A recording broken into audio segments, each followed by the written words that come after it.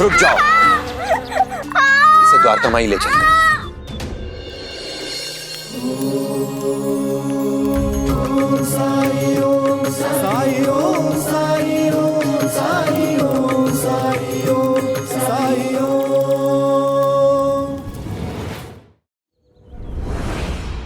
साईं, मदद कीजिए साईं।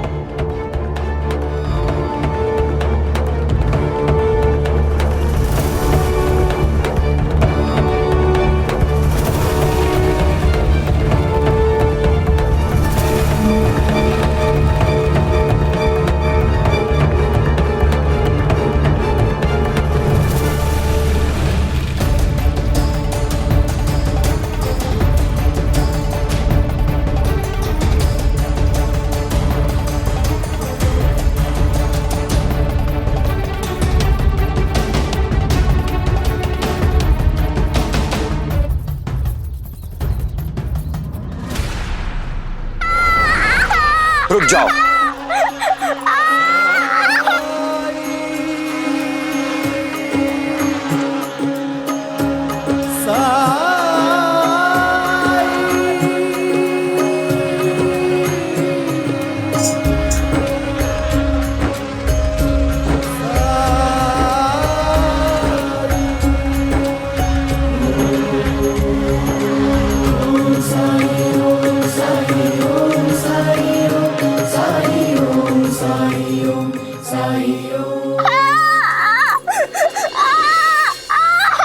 इसे द्वारका माई ले चलते हैं।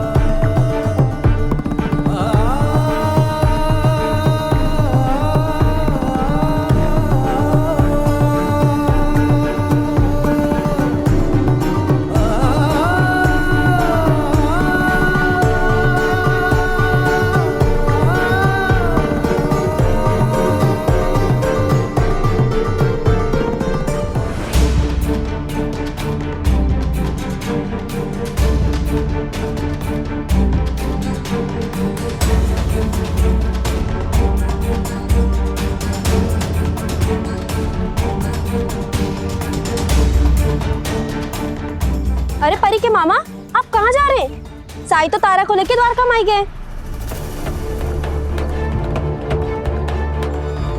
काका, आइए मैं आपको द्वारका माई ले चलता हूँ।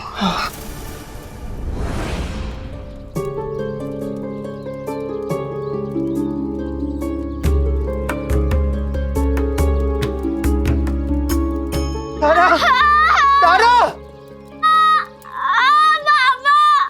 तारा, मेरी तारा की सुंदरता को ये क्या हो गया?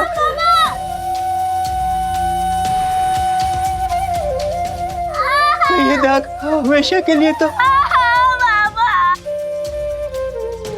पापा मुझे माफ करना, मुझे नहीं पता था अगर मैं बाहर जाऊंगी तो ये सब होगा। इसे यहाँ क्यों लाए? इसे वैद्य के पास ले चलो ना। विश्वासराव जी, इन सब के लिए अभी समय नहीं है। सिर्फ साई है जो इसकी मदद कर सकते हैं। भरोसा रखिए। साई, कोई जरूरत नहीं, मैं खुद ले जाऊंगा। रुको,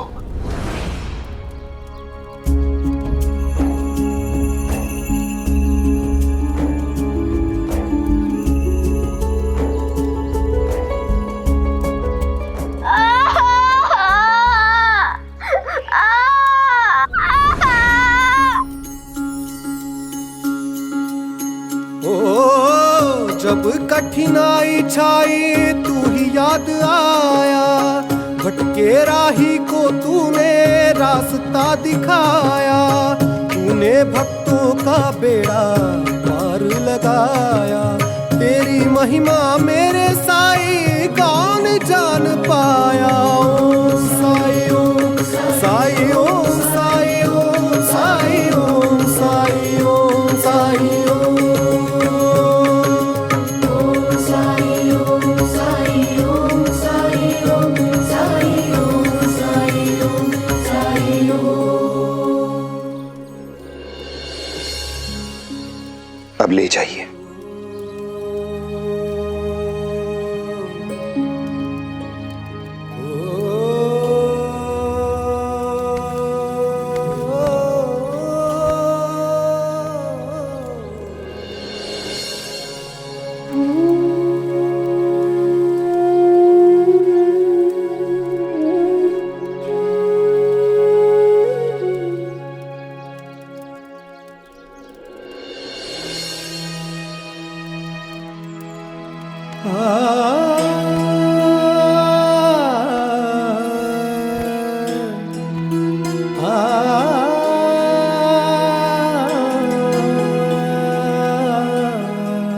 तारा ठीक तो हो जाएगी ना? श्रद्धा, सबूरी। इसके दाग तो नहीं रहेंगे ना? मैंने कहा ना, श्रद्धा, सबूरी।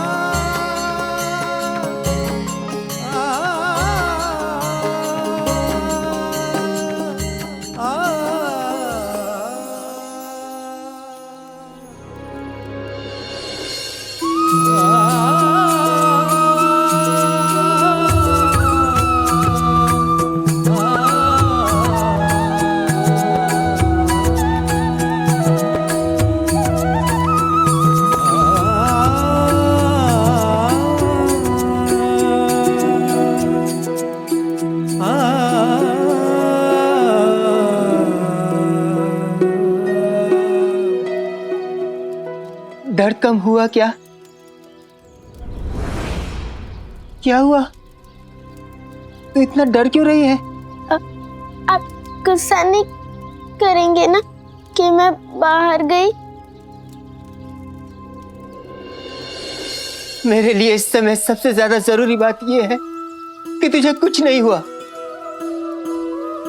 कुछ नहीं होने दिया तुझे साई ने। बचा लिया साई ने।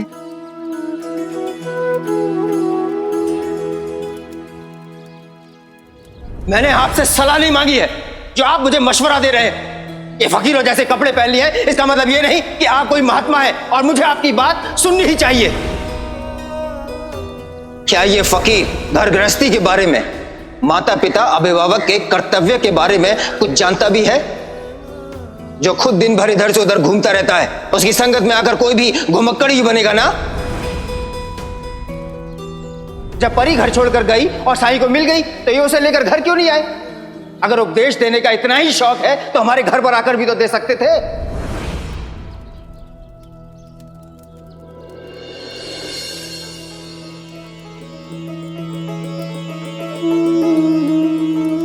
आप हमेशा हमारी मदद करते रहे और मैं आपके साथ इतनी बदतमीजी से। आपने कल सबकी आंखें खोल दी, सबको समझाया कि उन्होंने परी के साथ कितना गलत किया है। फिर भी मैं समझ नहीं पाया साईं, लोगों के मन में आपके लिए इतनी श्रद्धा क्यों है। अगर आज आप नहीं होते तो पता नहीं मेरी बच्ची का क्या होता।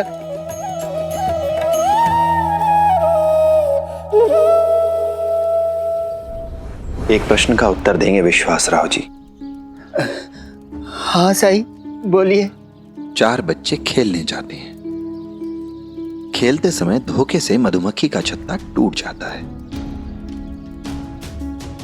और उनमें से 3 बच्चे सुरक्षित निकल जाते हैं, बच के भाग जाते हैं वहां से।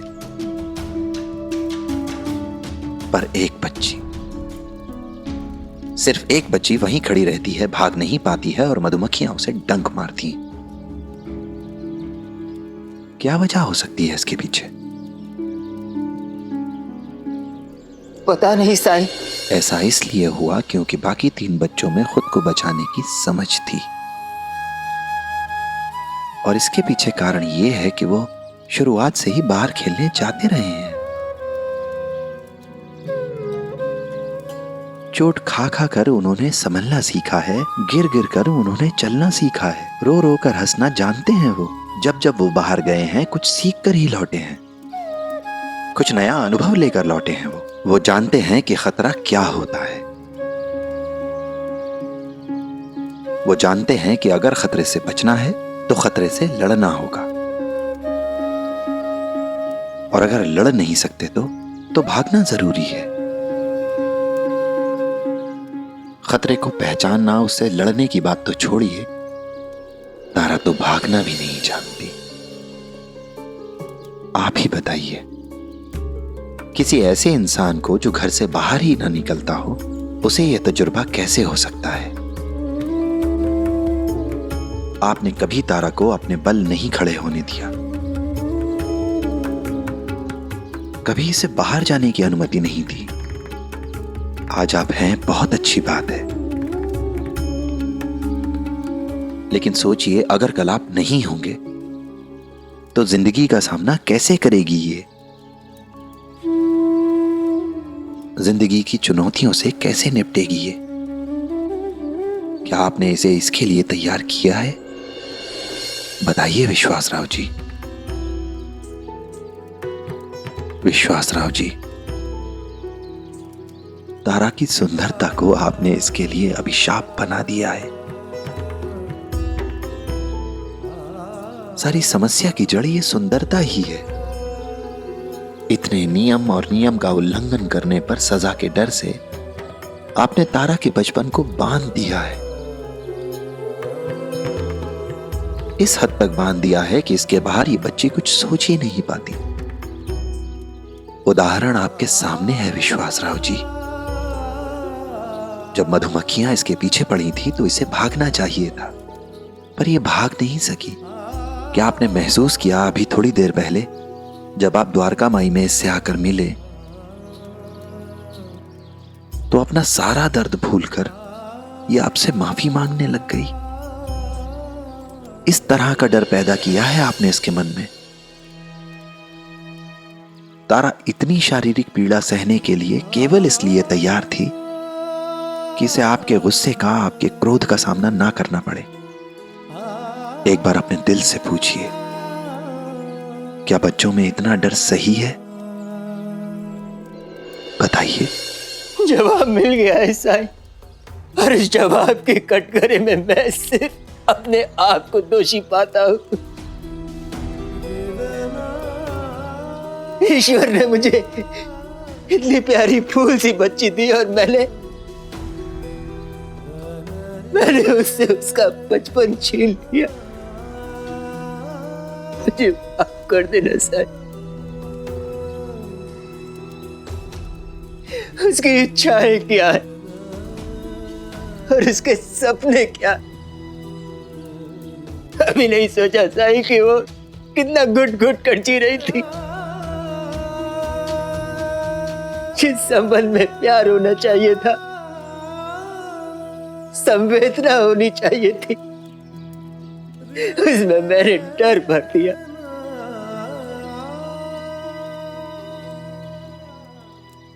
डर भर दिया सर।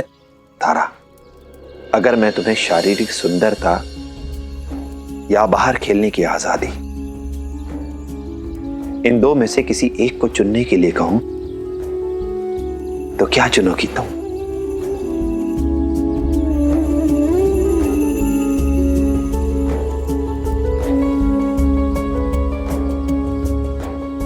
बताओ। मैं बताता हूं साईं, आज मैं अपनी बेटी की खामोशी को पढ़ना चाहता हूं।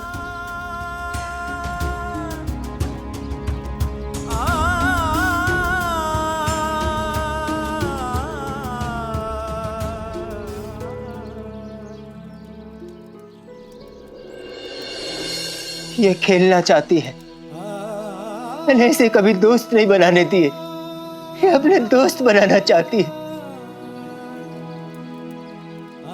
ये धूप में खेलना चाहती है, खुली हवा में सांस लेना चाहती है, बारिश में भीगना चाहती है।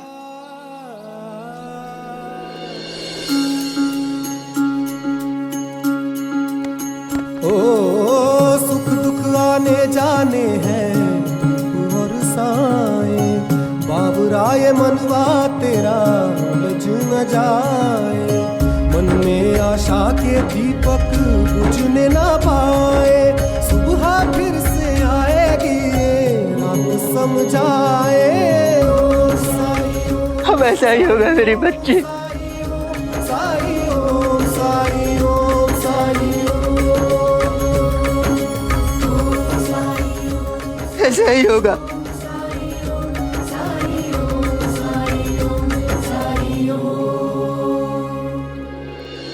साई, आपका ये एहसान मैं जिंदगी भर नहीं भूलूंगा। पिता तो मैं सालों पहले बन गया था, लेकिन पिता क्या होता है ये मैंने आज जाना है। साई, विश्वासराव जी, बच्चों के लिए नियम उतने ही होने चाहिए जो उनसे उनकी मासूमियत, उनका बचपन, उनके सपने न छीन ले। अनुशासन वही अच्छा है जो बच्चों को जिम्मेदार बनाए, ना कि उनके मन में डर पैदा करे। मैं इसका ध्यान रखूंगा साईं, और मुझे आशीर्वाद दीजिए कि जो राह आपने दिखाई है उसमें मैं हमेशा चल सकूं। राम जी भला करे।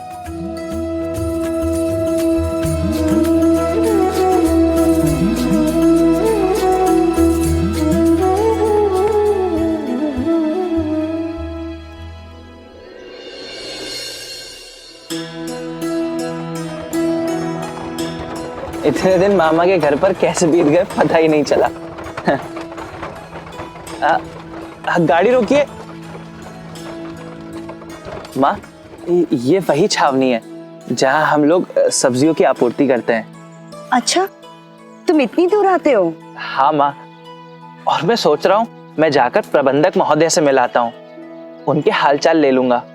वो क्या है ना कि व्यवसाय में व्यवहार बहुत जरूरी होता है। ठीक है, तुम जाकर मिल लो, मैं यहीं बाहर तुम्हारा इंतजार करती हूँ। इंतजार करने से अच्छा होगा कि आप शिरडी चली जाएं। वो क्या है ना माँ कि मैं इतने दिनों बाद आ रहा हूँ, तो हो सकता है वहां पे कुछ समय लग जाए। ठीक है, जैसा तुम्हें ठीक लगे, लेकिन तुम जल्दी आना। ठीक है केशव? जी माँ। जा, चलो भैया।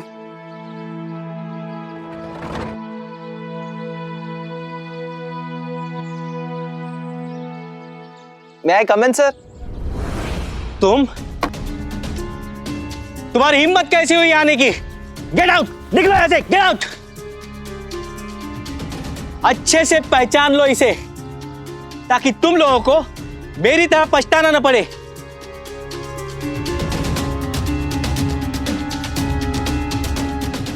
कभी भी काम मत देना इस लड़के को, वरना धोखा खाओगे इस गैर जिम्मेदार आदमी से। ये आप क्या कह रहे हैं सर? हमसे कोई गलती हुई क्या? अरे जिन्हें ना कारोबार की समझ थी न जिम्मेदारियों का एहसास था, ऐसे लोगों को काम देकर गलती तो मैंने की है। इसीलिए कहते हैं कि पेशेवर लोगों के साथ ही काम करना चाहिए। कम से कम वो काम छोड़ने से पहले सूचना तो देते हैं, ताकि 2-4 दिन में आप कुछ व्यवस्था तो कर सके। अरे इनके जैसे नहीं कि किसी के हाथ भी संदेशा भिजवा दिया कि अब सब्जियों की आपूर्ति नहीं कर सकते। तुम दोनों दोस्तों ने बहुत उत्साह दिखाया था, इसलिए मैंने प्रभावित होकर तुम्हें सब्जियों का ठेका दिया था, लेकिन मैं गलत था। रुकिए सर, ये क्या कह रहे हैं आप? हमने सौदा तोड़ा? हमने? और नहीं तो क्या, मैंने। एक तो तुमने 15 दिनों से सब्जियां बेचनी बंद कर दी, न कोई खोज न खबर। फिर अचानक से तुम्हारा साझेदार, क्या नाम है उसका, हाँ तात्या, उसका सहायक गिरधारी मेरे पास आता है और कहता है कि आज से हम सब्जियां नहीं भेजेंगे। जरा भी तमीज नहीं है, ये खुद आकर कहता। तुम लोगों के कारण मुझे अपने अधिकारियों से डांट सुननी पड़ी और तुम्हारे उस दोस्त की वजह से मेरी नौकरी चली गई होती। 15 दिन से सब्जियां नहीं आ रही थी। माफ कीजिएगा, मैं गांव से बाहर गया हुआ था। मैं सच कह रहा हूं, मुझे इस बारे में कुछ भी नहीं मालूम। आपके साथ जो भी कुछ हुआ उसके लिए मैं आपसे माफी मांगता हूं। अब मैं आ गया हूं, मैं सब ठीक कर दूंगा। खूब समझता हूं मैं ये नाटक। इससे भी बड़ा काम मिला होगा तो वहां सब्जियां बेचने लगे होंगे, और वहां का काम बंद हो गया तो यहां मुंह उठाकर चले आए। Get out.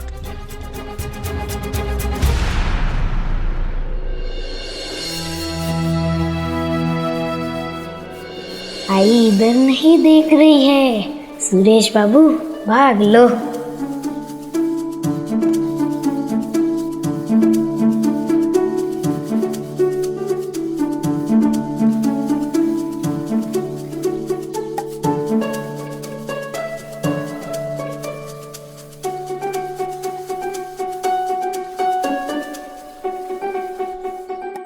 सुरेश,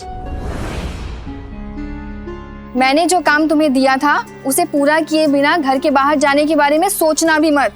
आई कितना काम कराती है आप मुझसे। मेरी उम्र के सारे बच्चे वहाँ पे बाहर खेल रहे, और एक मैं हूँ जो हर समय काम करते रहता हूँ। कौन क्या करता है क्या नहीं, मुझे इसकी कोई परवाह नहीं। तुम मेरे बेटे हो, इसलिए तुम्हें वही करना होगा जो मैं तुमसे कहूंगी। मैं कुछ नहीं करूँगा। जब तक तुम इस घर में हो तुम्हें मेरी हर बात माननी पड़ेगी। ये गलत है आई, हर बार आप अपनी मर्जी चलाती है। मैं आपका बेटा हूँ, कोई गुलाम नहीं।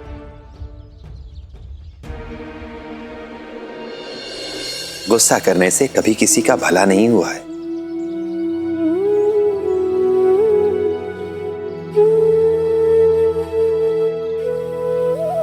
साई, ये मुझे घर से बाहर ही नहीं निकलने देती। बस दिन रात काम करवाती रहती है मुझसे। गुस्सा तो आएगा ही ना। साई हमेशा बाहर जाने की जिद करता है। जब भी कोई काम कहती हूँ तो मना कर देता है। अब आप ही समझाइए ना कि मेरा कहना माना करे। क्या मैं आपका कहना नहीं मानता हूँ? आपका काम है जो कभी खत्म ही नहीं होता। कभी कहती है सब्जी लेके आओ, सब्जी लेने के बाद गौशाला की सफाई करो, फिर चारा काटो, फिर गायों को चारा खिलाओ, फिर दूध दुहो, और फिर वही बर्तन मांजो। नौकर बना के रखा है मुझे। साई अभी बताइए, क्या ये उचित है कि मैं इतने सारे काम करूं? तुम्हारी आई भी तो सारे काम करती है, और इन कामों के अलावा गांव में घर घर जाकर दूध भी तो बेचती है वो। हाँ तो आई को उसके लिए पैसे भी तो मिलते हैं ना।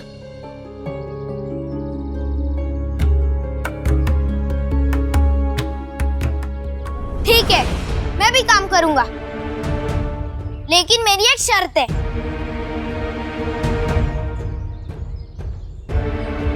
कैसी शर्त?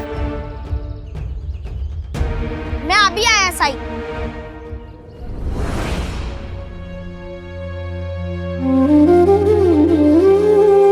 साई मैं अपने बेटे को कैसे समझाऊं? सबूरी।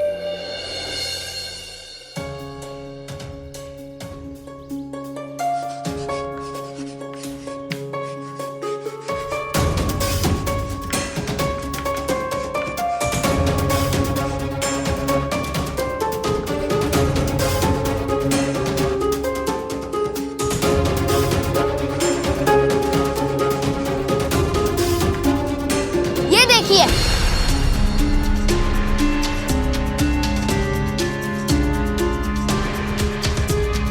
क्या है ये? ये मेरे हर काम का भाव, हर काम का मेहनताना। आपको जो भी कराने करवाइए, लेकिन पैसे देकर।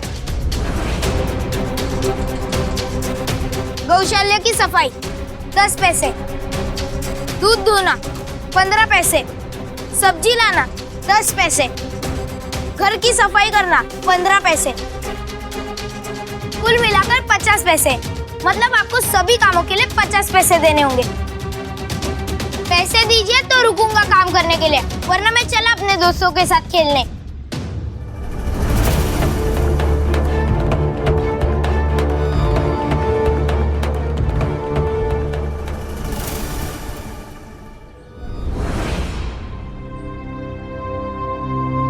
तात्या, ऐसे भी क्या जल्दी है हाँ जो बिना कुछ खाए जा रहा है? आई बहुत जरूरी काम है, रास्ते में खा लूंगा, आप चिंता मत कीजिए। तुझे ऐसे चिंता में देखकर मैं चिंता ना करूं हाँ?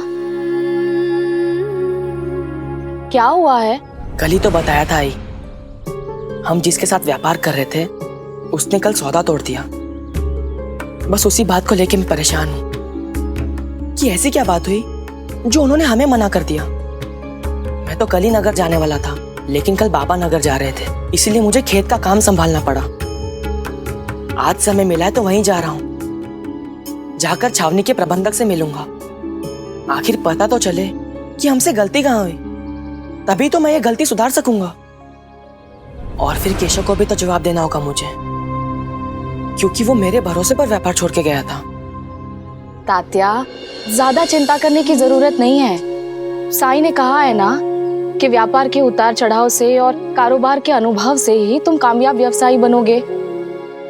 और फिर हो सकता है कि इस घटना में कोई सबक छुपा हो। चलता हूँ आई, जल्दी पहुंचना है मुझे। शांत मन से जाना, ज्यादा मत सोचना, सब ठीक ही होगा।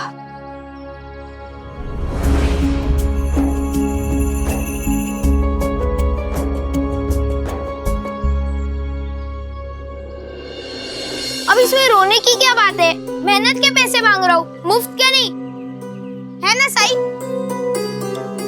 देख रहे हैं ना साई, घर के काम करने के पैसे मांग रहा है आई से। दरअसल देखा जाए तो आपके बेटे की मांग गलत नहीं है। साई, कोई भी मुफ्त में काम क्यों करे, है ना? वैसे आप भी तो मेहनत करती हैं, अपने बेटे के लिए क्या कुछ नहीं करती। हाँ, मेरे विचार से आपको भी अपने हर काम का एक मूल्य निर्धारित करना चाहिए और उसे लिख लेना चाहिए। फिर उतने ही पैसों की मांग आप भी सुरेश से कर सकती हैं, ताकि ये उचित सौदा हो, बराबरी का सौदा लगे। मैं ऐसा नहीं कर सकती साई। सुरेश छोटा है, नादान है, लेकिन मैं नहीं। मैं जो काम अपने बेटे के लिए करती हूँ, उसके लिए पैसे कैसे मांग सकती हूँ? क्यों नहीं मांग सकती आप? देखिए, आपका बेटा कितना व्यवहारिक हो गया है। उसने खुद किए जाने वाले सारे कामों को लिखा है और उनका मूल्य भी निर्धारित कर दिया। आपको भी वैसा ही करना चाहिए। अच्छा, एक बात बताइए, आप गांव में घर घर जाकर दूध बेचती हैं तो उसके पैसे लेती हैं ना? मुफ्त में तो नहीं देती आप। तो यहां भी आपको ऐसा ही करना चाहिए। और फिर एक कहावत भी तो है, अगर घोड़ा घास से यारी करेगा तो खाएगा क्या? सुरेश, जाओ, अपनी मां के हिसाब किताब के लिए भी एक तख्ती ले आओ।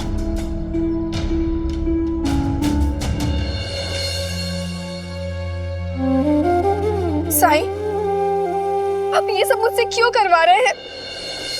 सबूरी में साई के क्या है, कौन जान पाए।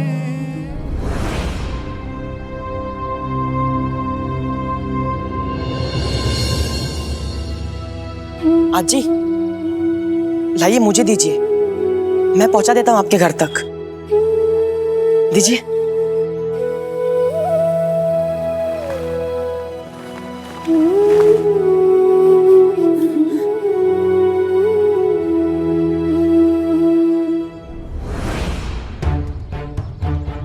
ये लीजिए आई, और आप जो भी मेरे लिए करती है उसके जितने भी पैसे होते हैं आप लिख दीजिए। लिखिए।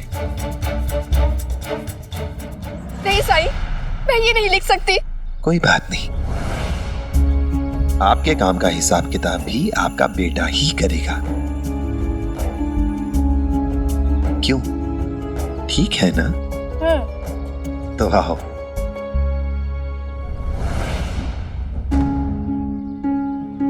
बैठो।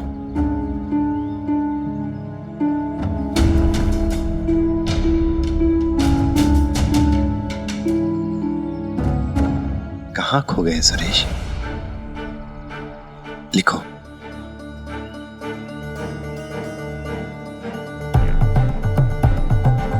आप हर रोज इसे खिलाती हैं।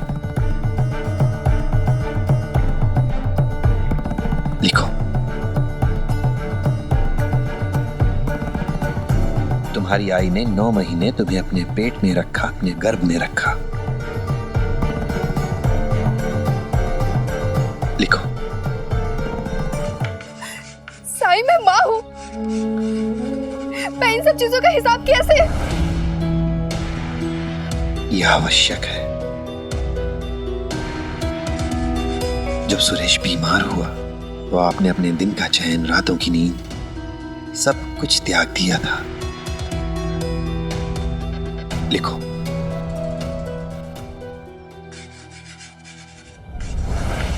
घर की साफ सफाई, देखभाल। लिखो। तुम्हारी मां तुमसे जो बेपनाह प्यार करती है वो भी लिखो।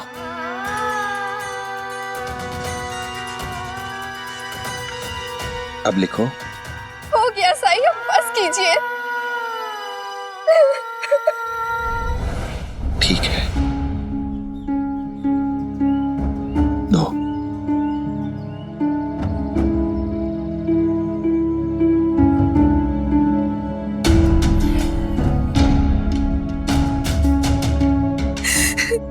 काम लिखते हैं, बस दाम लिखना बाकी है।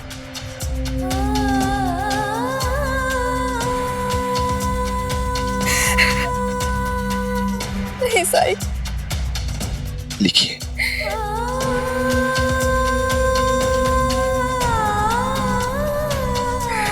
ये लीजिए।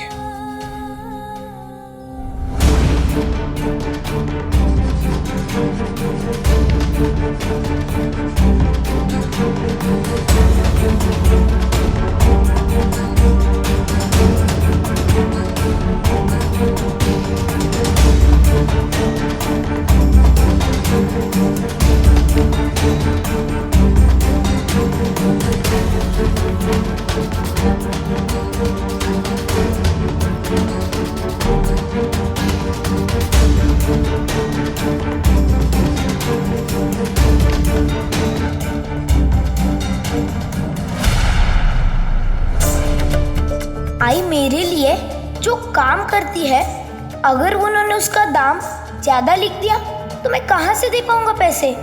क्योंकि मैं तो वही पैसे दे पाऊंगा जो आई मुझे देंगी। कहीं मेरा दाम मुझ पर ही उल्टा ना पड़ जाए। ये लीजिए साई।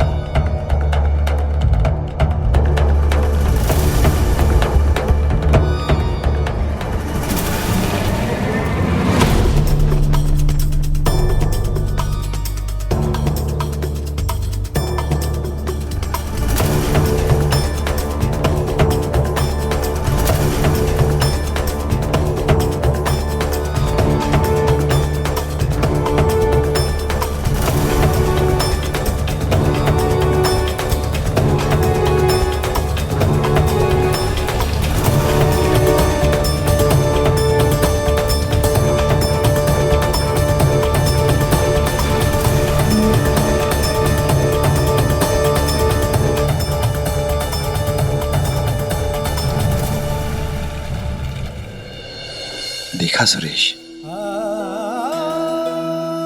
मां की ममता को खरीदा नहीं जा सकता। मां तो प्रकृति की तरह है जो केवल देना जानती है और बदले में कुछ नहीं लेती, कुछ भी नहीं। क्योंकि मां निस्वार्थ होती है, इसलिए अपने बच्चों के लिए वो जो कुछ भी करती है वो केवल इसलिए करती है क्योंकि वो अपने बच्चों से प्यार करती है। और निस्वार्थ प्रेम की कोई कीमत कैसे लगा सकता है? साई, मैं भी तो आई से बहुत प्यार करता हूँ, लेकिन वो हर वक्त मुझे काम करा करा के परेशान क्यों करती है? हर वक्त मेरे पीछे पड़ी रहती है, ये करो वो करो। जबकि मेरे दोस्तों को भी आई है ना, मैं उन्हें रोज देखता हूँ और वो सब भी तो अपने बच्चों की काम करती है, फिर भी पैसे नहीं मांगती। इसका मतलब ये हुआ मेरी आई मुझसे प्यार तो करती है, लेकिन मेरे दोस्तों की आई की तुलना में बहुत कम। सही कहा ना?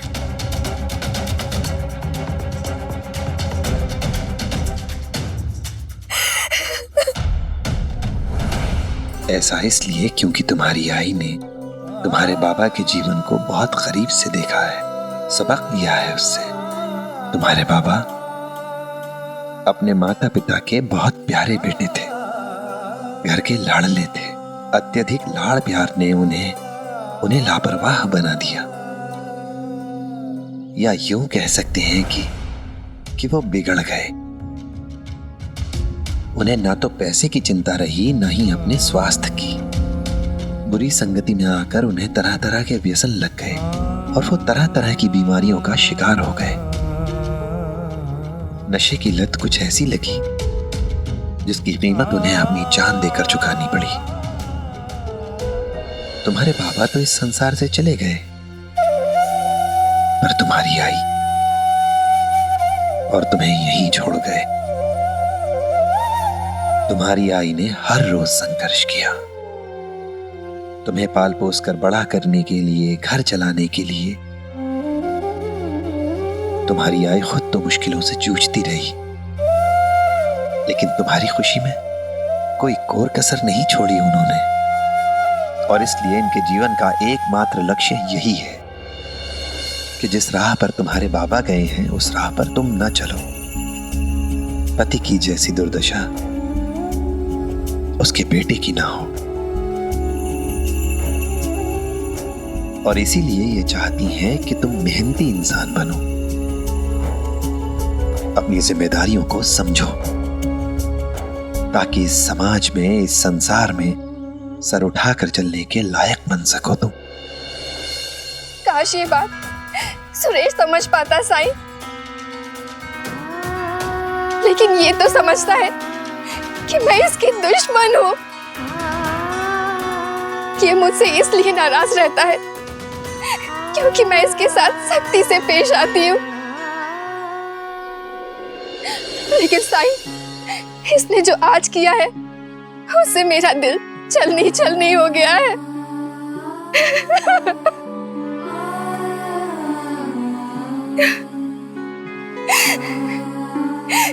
लेकिन ये भले ना समझे, लेकिन सच तो ये है कि मैं इसे बहुत प्यार करती हूँ।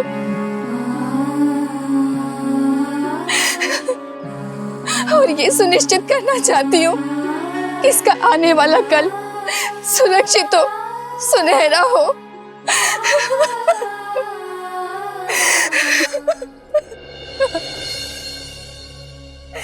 समझे?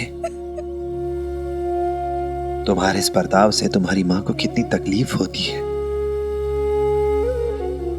तुम्हारी आई सिर्फ तुम्हारे लिए जीवित है।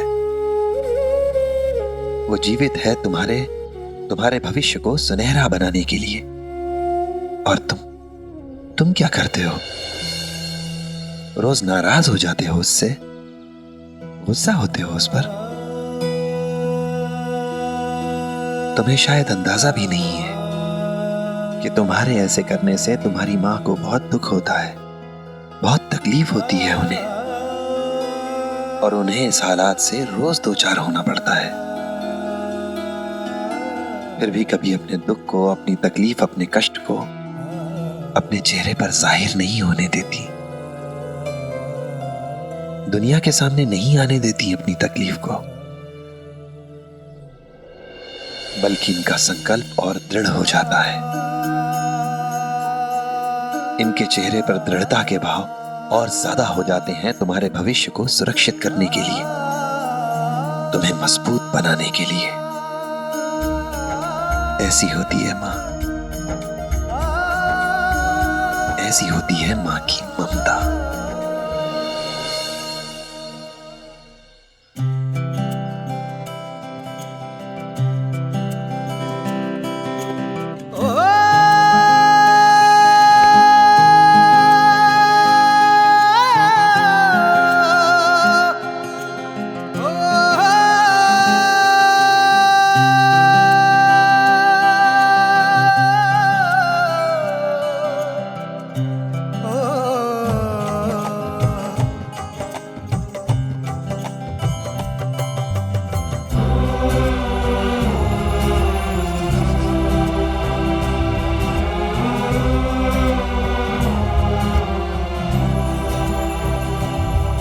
बंदे हैं हम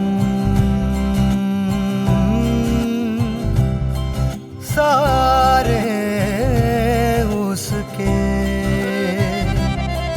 बंदे हैं हम सारे उसके, सबका मालिक एक। श्रद्धा और सबूरी रख कर काम किए जाने कोई भी आई, मुझे माफ कर दीजिए, मैं आपको समझ नहीं पाया, लेकिन अब मुझे एहसास हो गया। अब जो कहेंगे मैं वो करूँगा। मैं वादा करता हूँ आपसे कि मैं हर काम सीखूंगा,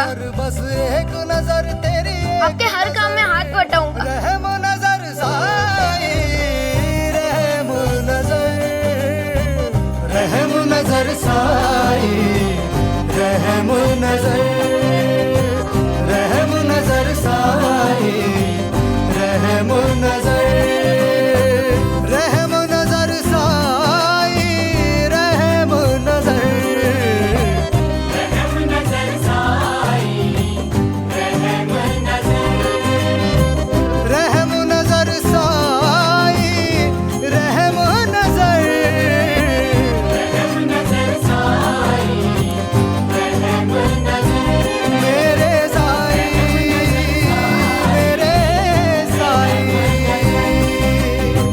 रहम नजर साई, रहम नजर, रहम नजर साई, रहम नजर, मेरे साई,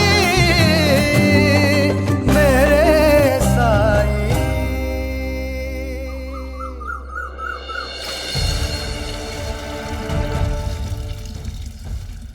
एक तो तुमने 15 दिनों से सब्जियां बेचनी बंद कर दी, फिर अचानक से तुम्हारा साझेदार, उसका सहायक गिरधारी मेरे पास आता है और कहता है कि आज से हम सब्जियां नहीं भेजेंगे। लगभग 15 दिन पहले ही तात्या ने सब्जियों की आपूर्ति बंद कर दी। मतलब मेरे शिरडी से जाते ही उसने काम बंद कर दिया, जबकि बात तो ये हुई थी कि मैं नहीं हूं तो वो मेरा काम संभाल लेगा। तुम बेफिक्र होकर जाओ और जब तक तुम वापस नहीं आते कारोबार मैं संभाल लूंगा। अगर उसे काम बंद करना ही था तो कम से कम मुझे तो बताता, बात तो करता। इतने दिन रुक नहीं सकता था, कहीं उसके साथ दुर्घटना तो नहीं हो गई जिसकी वजह से वो मुझे कोई संदेश नहीं भिजवा सका हो।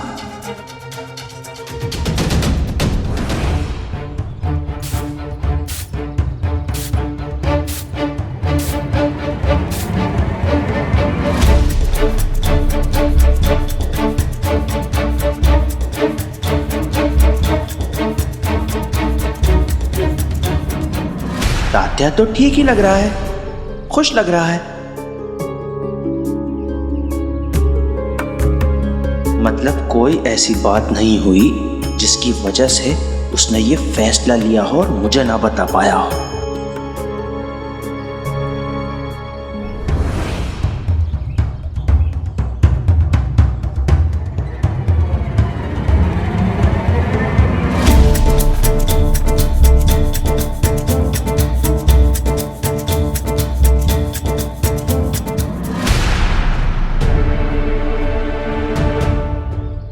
अरे केशव, तुम लौट आए। अच्छा हुआ तुम मुझे यहीं मिल गए, मुझे तुमसे जरूरी बात करनी है। बात तो मुझे तुमसे करनी है तात्या। तुमने मेरे साथ जो धोखा किया है। धोखा? ये तुम क्या कह रहे हो केशव? ओ, तो तुम इतने भोले हो कि तुम्हें यही नहीं पता कि मैं क्या कह रहा हूँ। तुम जानते थे ना तात्या, ये कारोबार मेरे लिए कितना महत्वपूर्ण था। मैं अपनी पिताजी की नजरों में अपने आप को कुछ साबित करना चाहता था, और ये सब जानने के बावजूद भी तुमने एक बार के लिए ये नहीं सोचा कि मुझसे पूछना जरूरी होगा। छावनी में सब्जियां नहीं पहुंचाने का फैसला लेने वाले तुम कौन होते हो? मैंने फैसला लिया? तुम्हारा दिमाग तो सही है। पिछले 15 दिन से मैं अकेले व्यापार कर रहा था, और अचानक से कल उस प्रबंधक ने हमारे सौदे को तोड़ दिया। उसने तोड़ दिया? झूठ बोलते हुए शर्म नहीं आती तुम्हें? ये सब तुमने शुरू किया तात्या, और कल नहीं 15 दिन पहले। बस, मैं कुछ कह नहीं रहा हूं, इसका मतलब ये नहीं है जो तुम्हारे मन में आएगा तुम कहते जाओगे। क्यों? अच्छा नहीं लग रहा क्योंकि मुझे तुम्हारी सच्चाई पता चल गई? केशव, बर्दाश्त की भी अभी हद होती है। दोबारा तुमने मुझे छुआ ना, मैं भूल जाऊंगा कि तुम मेरे दोस्त हो। याद रखने वाली दोस्ती तो तब होती तात्या जब तुमने मुझे ये धोखा ही नहीं दिया होता। केशव, अब भी वक्त है, चुप हो जाओ, वरना वरना क्या? वरना क्या? वरना क्या? तात्या! केशव भैया रुक जाइए।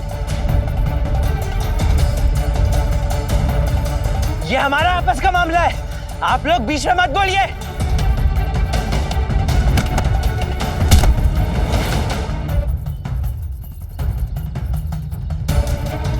चंदू जल्दी जाओ, पाटिल जी बाइजा को बुला के लाओ। हाँ, अभी लाता हूँ।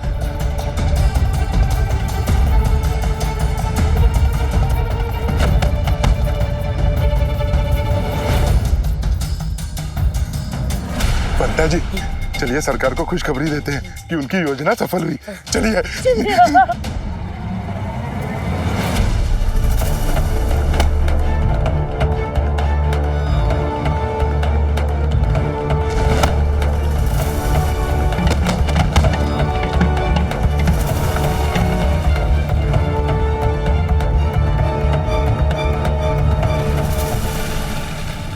भाई सक्का, जल्दी चलिए, केशव और तात्या आपस में लड़ रहे हैं।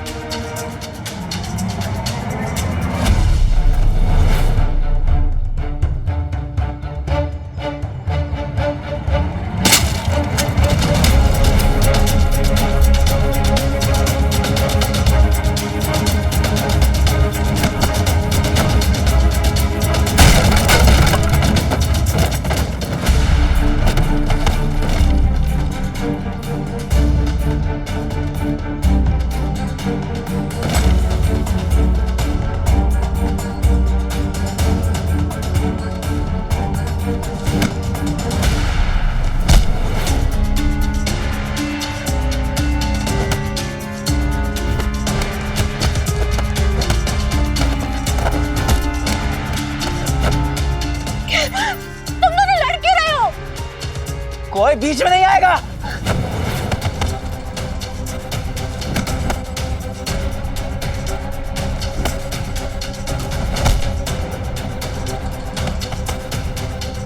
अब इन्हें केवल साई ही रोक सकते हैं। चल।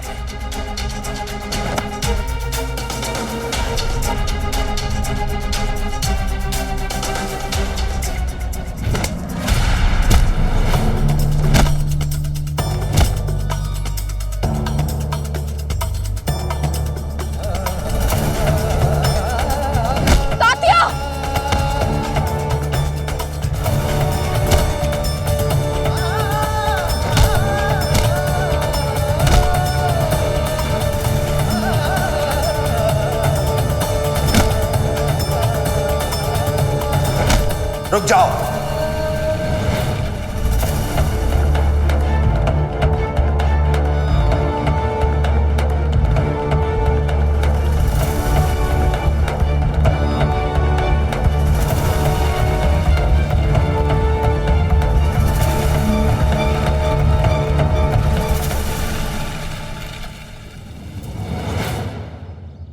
झूठा है तू, धोखेबाज है तू, झूठा है तू, धोखेबाज है तू।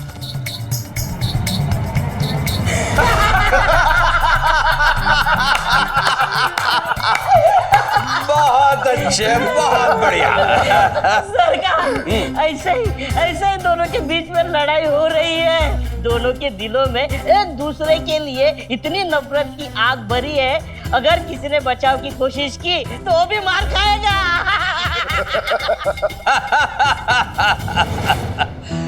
मैं भी यही कामना कर रहा हूँ कि वो पाखंडी उन्हें रोकने जाए और वो दोनों उसकी अच्छे से धुलाई कर दें।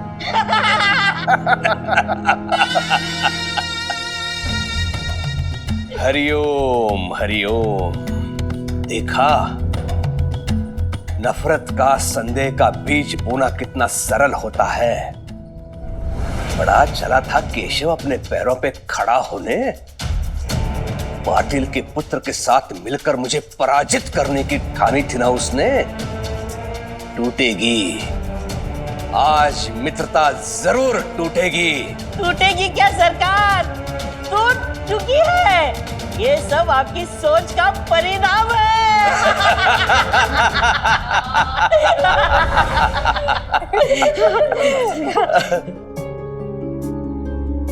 मुझे तो यकीन ही नहीं हो रहा है कि सरकार अपने बेटे के साथ ऐसा भी कर सकते हैं। हे खंडोबा, इस मुश्किल की घड़ी में केशव और तात्या को साथ रहने की सहनशीलता प्रदान कीजिए।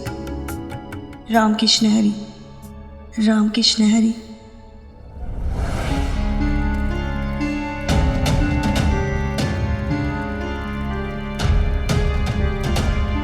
मेरी आंखों पर पट्टी बांधने से क्या होगा साईं? तात्या की असलियत नजर आ गई है मुझे।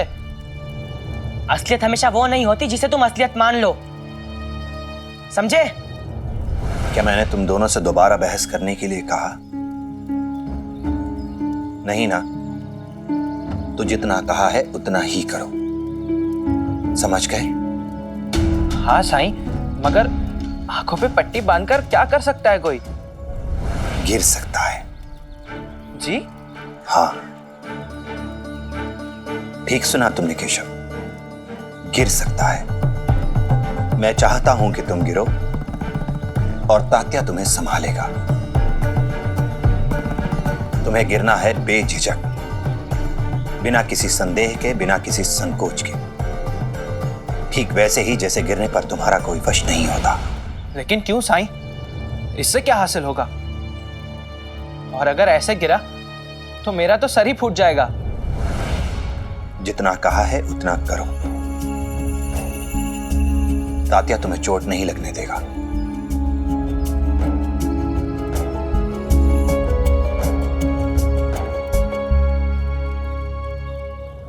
अब गिरो केशव।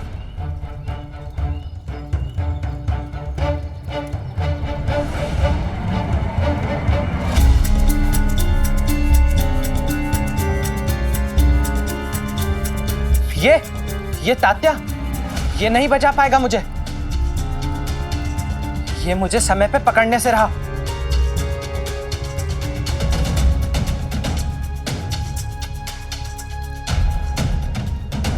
जो मैंने कहा वो केशव तो नहीं कर सका, लेकिन मुझे पूरा यकीन है तात्या कि तुम कर सकते हो। क्यों नहीं साहिल? खरोचों का मुझे कोई डर नहीं है।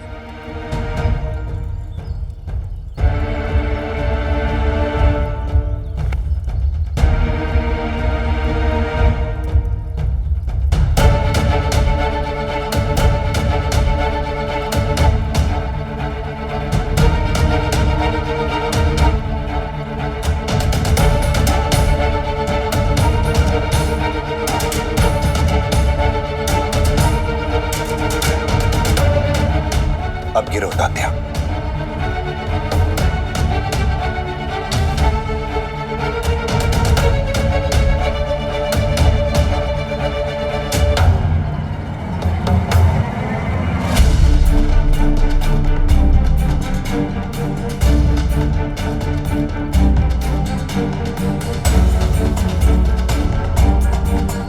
खरोचों का डर नहीं का क्या हुआ?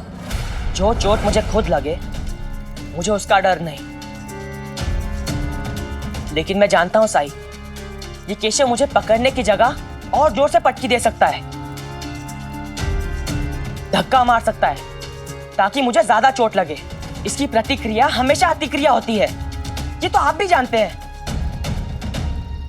ठीक है, लेकिन अगर मैं कहूं तुम गिरो, मैं तुम्हें संभाल लूंगा, तब क्या कहना चाहोगे तुम? हाँ साईं, बिल्कुल साईं। और अगर मैं तुम दोनों को एक साथ गिरने के लिए कहूं, क्या तब भी?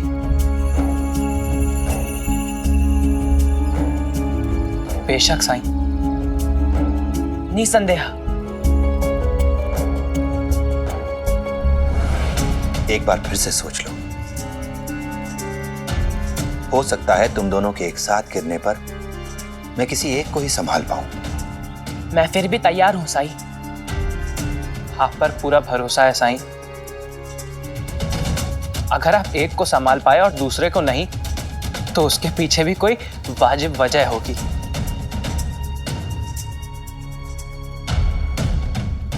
तो ठीक है, शुरू करते हैं।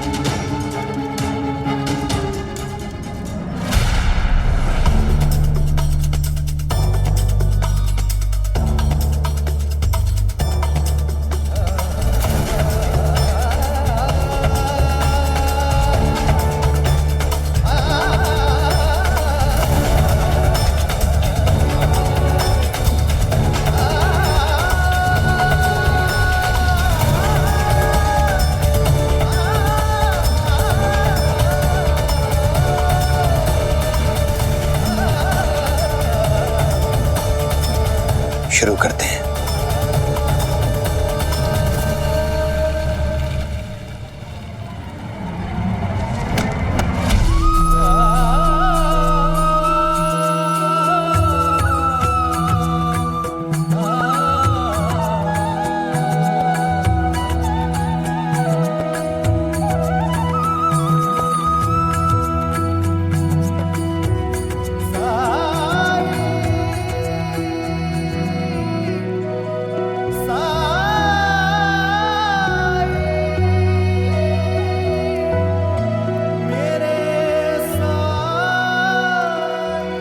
साईं, अब आपने जो भी किया उसका मतलब तो समझाइए। तुम दोनों समझदार हो, अपनी परेशानियां सुलझाने योग्य हो तुम, ये भी खुद ही समझ जाओगे। याद करो, जब तुम दोनों ने साथ कारोबार शुरू करने का फैसला लिया था तो मैंने क्या कहा था? तुम दोनों एक बात गांठ बांध कर रख लो कि आज से तुम दोनों न केवल बचपन के साथी हो, बल्कि व्यापार में साझेदार भी हो। जैसे तुम दोनों एक दूसरे के दोस्त होने के नाते एक दूसरे पर भरोसा करते हो, वैसा ही भरोसा काम के मामले में भी करना। तुम दोनों को मुझ पर तो विश्वास है, लेकिन उतना ही विश्वास एक दूसरे पर नहीं। विश्वास ऐसी चीज नहीं है साईं जो एक बार बनी तो हमेशा बनी रहे। विश्वास बनाने के लिए हर किसी को मेहनत करनी पड़ती है, हर रोज उसकी नींव मजबूत करनी पड़ती है। मुझे इस पर पूरा भरोसा था, लेकिन जिस तरह का बर्ताव इसने आज मेरे साथ किया है, उसके बाद मैं इस पर कैसे भरोसा करूं? अच्छा, सारी गलतियां मेरे नाम पर चढ़ा दी। मैंने क्या किया? हाँ, मैं तो यहां था भी नहीं। शोर में आवाजें सही से सुनाई नहीं देती हैं। अपने मन को शांत करो, तब एक दूसरे को सुन पाओगे। जब सुन पाओगे तभी समझ पाओगे कि सच्चाई क्या है और भ्रम क्या। अगर एक साथ काम नहीं करना चाहते तो कोई बात नहीं, लेकिन मनमुटाव करके गलतफहमी में एक दूसरे से दूर हो जाना, दोस्ती में दरार डाल लेना, ये तो अच्छी बात नहीं है। हो सकता है कि भविष्य में पता चले कि सच तो कुछ और ही था। तब पछताने से क्या यह गुजरा वक्त वापस आ जाएगा? अगर किसी को सुनो तो निष्पक्ष होकर सुनो। सुनो तो इसलिए सुनो कि तुम गलतफहमी को बढ़ाना नहीं बल्कि गलतफहमी को मिटाना चाहते हो। और हां, मैं अपना काम खत्म कर लेता हूं। जब तक बात पूरी ना हो जाए तुम में से कोई भी द्वारका माई से बाहर नहीं जाएगा।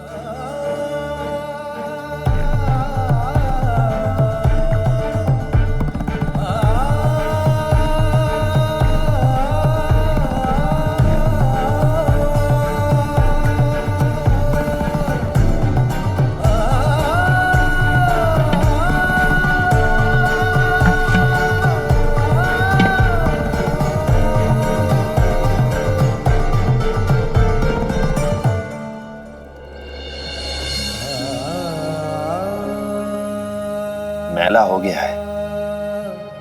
समस्या को जड़ से काटोगे तो ही खत्म होगी। बीज से काटोगे तो फिर बढ़ जाएगी।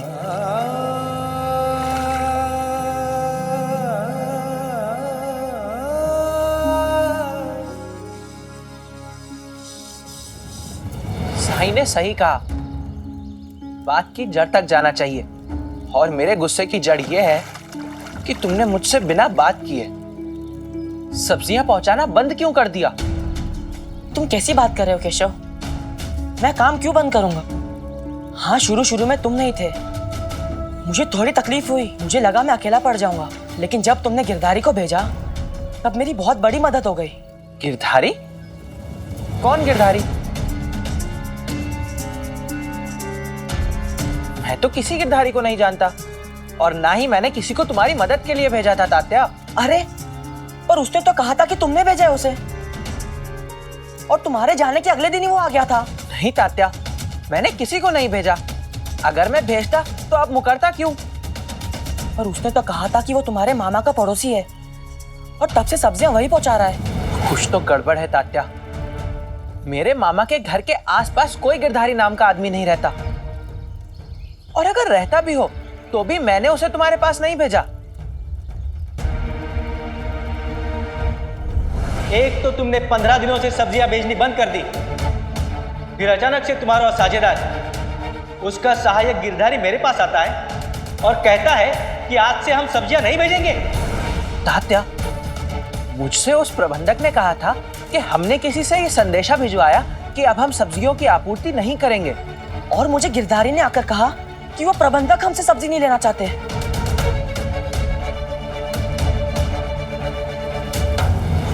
कौन है ये गिरधारी? कैसे पता करें? और हो सकता है गिरधारी उसका असली नाम ही ना हो। हाँ केशव, और वो तो शिरडी का भी नहीं है, पता नहीं कहां से आया होगा।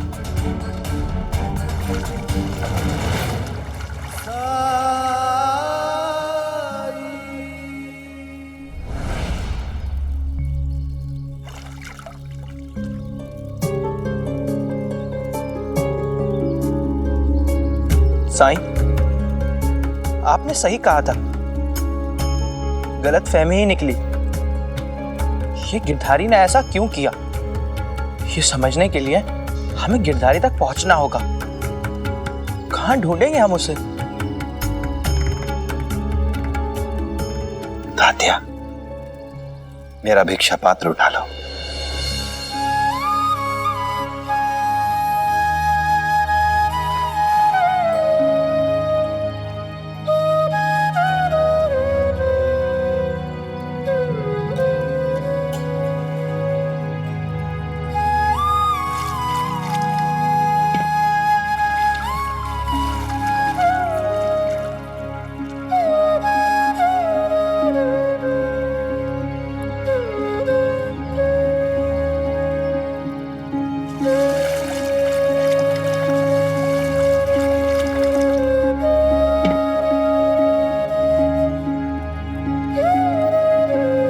एक काम करो,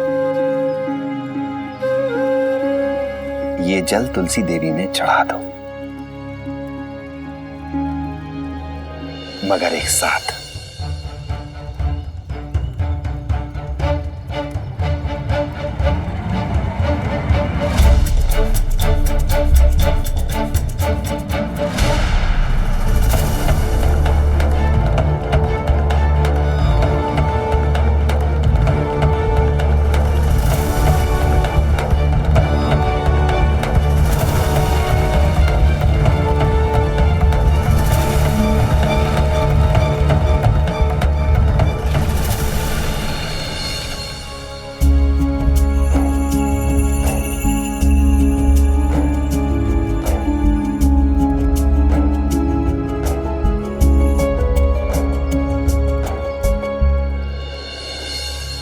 जब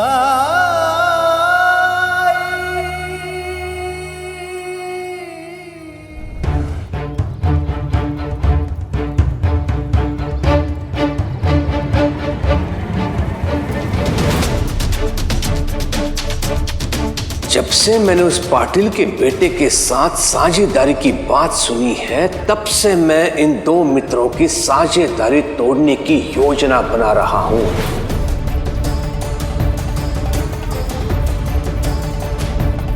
दो मित्रों के बीच मनमुटाव के बीच बोने होंगे मुझे। कुछ ऐसा करना होगा जिससे सांप भी मरे और लाठी भी ना टूटे। च्यू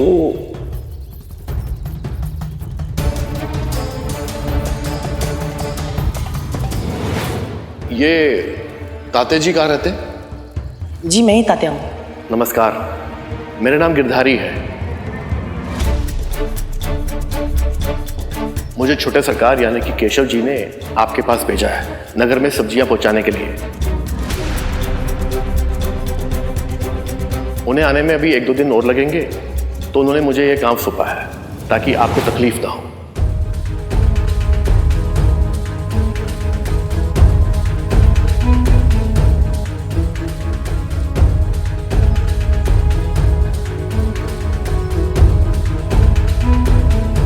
आपका काम हो गया।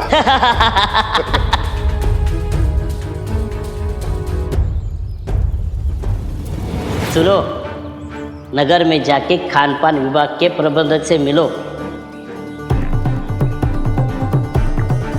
और उसे कहना कि तात्या ने तुम्हें भेजा है, ये कहने के लिए कि वो अब उसके साथ काम नहीं करने वाला। सब मेरे योजना अनुसार हो रहा है।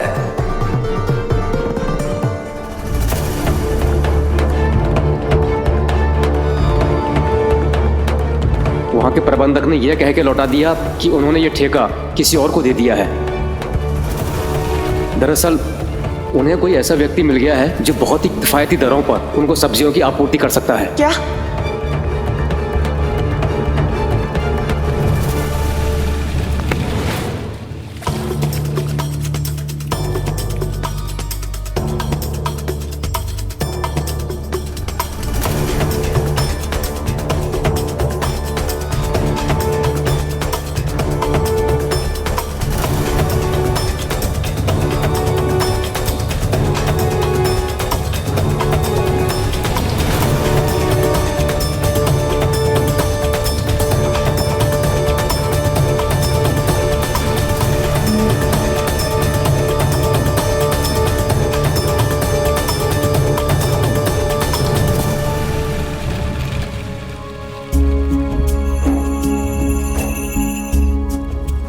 दादा लो मुंह मीठा करो। कुलकर्णी सरकार,